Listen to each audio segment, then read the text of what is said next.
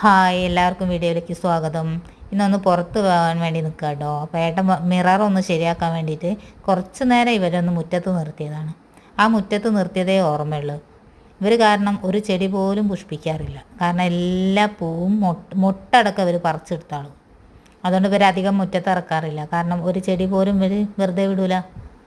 അപ്പോൾ വേറെ എങ്ങോട്ടല്ല, ഞങ്ങളിതാ മണ്ണൂർ വളവുള്ള ഹിജാസ് ഫാൻസിയിലേക്കാണ് പോയത് കേട്ടോ. അപ്പോൾ ഇവനൊരു വാട്ടർ ബോട്ടിൽ വാങ്ങാനാണ് പോയത്. ഇവൻ അംഗനവാടി തുടങ്ങിയതിന് ശേഷം ഇത് 5ാമത്തെ വാട്ടർ ബോട്ടിലാണ് ഇവൻ.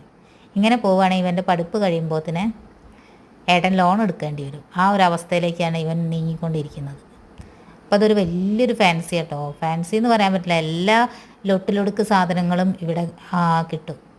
ഇപ്പോൾ താഴെയാണെങ്കിൽ ഫാൻസി ഐറ്റംസ്, ഗിഫ്റ്റ് ഐറ്റംസ്, അങ്ങനെയുള്ള സംഭവങ്ങളാണ്. മുകളിലാണ് ബാഗ്, ചെരുപ്പ്, അങ്ങനത്തെ സ്കൂൾ ഐറ്റംസ്, കോളേജ് ഐറ്റംസ്, അങ്ങനത്തെ കാര്യങ്ങളൊക്കെ മേലെയാണുള്ളത്.